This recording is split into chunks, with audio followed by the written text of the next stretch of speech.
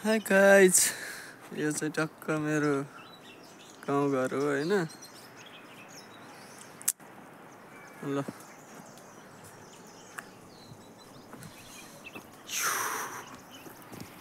यहाँ पुरै सागसब्जी छ। यो चाहिँ गहुँ लगाएको रहेछन्। धनियाँ, लसुन, प्याज, काउली, बन्दाकोपी, तोरा, बकुल्ला, गोलभेडा सब छ यहाँ।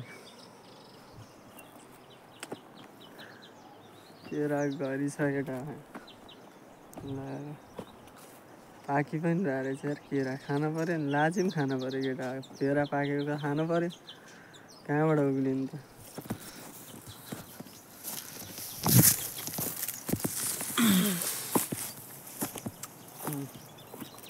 ल केटा केरा टक्क बोटमा हुन्छ, ज्यानमा टिप्ने केरा पाकेको टक्क लाएर चाहिने खाने। बोटमै पाकिरहेको रहेछ तर राम्रोसँग पाकेर रहन्छ होइन।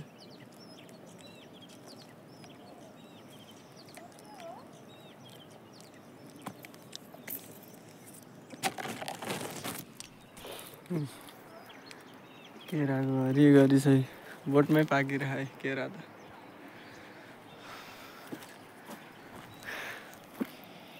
यता छ ए लिची, आँप, यो माथिको टक्क होइन। गाउँ भने केटाहरू ल हेर गाइज।